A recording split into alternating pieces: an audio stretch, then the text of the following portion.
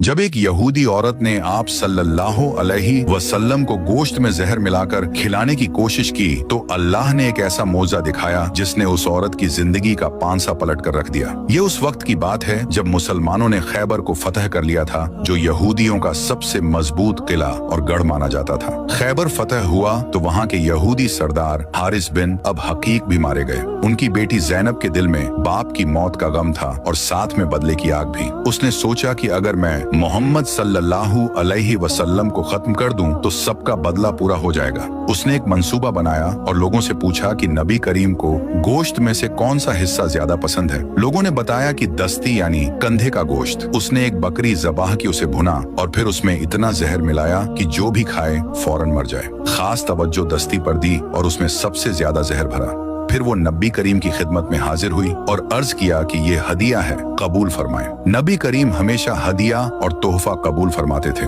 अभी नबी करीम ने गोश्त मुंह तक ले जाया ही था और नवाला चब्बा ही रहे थे कि अल्लाह की कुदरत से उन्हें बताया गया, रुक जाओ, इसमें जहर है। कुछ रिवायत के मुताबिक गोश्त का टुकड़ा खुद बोल उठा और कुछ के मुताबिक आप सल्लल्लाहु अलैहि वसल्लम पर वही नाजिल हुई और नबी करीम ने चबाकर थूक दिया था। लेकिन अलमिया यह हुआ कि एक सहाबी हजरत बशर बिन बरा रजी अल्लाहु अन्हु जो साथ बैठे थे वो पहले ही एक लुकमा खा चुके थे। जहर इतना तेज था कि वो फौरन बीमार पड़ गए और कुछ अरसे बाद शहीद हो गए। आप सल्लल्लाहु अलैहि वसल्लम ने जैनब को तलब करके जहर आलूद गोश्त देने की वजह पूछी तो उसने कहा कि मैंने सोचा था कि अगर आप वाकई अल्लाह के नबी हैं तो अल्लाह आपको बचा लेगा और जहर कुछ नहीं कर पाएगा, और अगर आप सिर्फ एक बादशाह हैं तो जहर काम करेगा और मैं अपनी कौम को आपसे हमेशा के लिए निजात दिला दूंगी। नबी सल्लल्लाहु अलैहि वसल्लम ने उसे माफ कर दिया। लेकिन जब हजरत बशर रजी अल्लाहु अन्हु शहीद हुए तो यह मामला सिर्फ नबी सल्लल्लाहु अलैहि वसल्लम का ना रहा, ये एक सहाबी के खून का मामला बन गया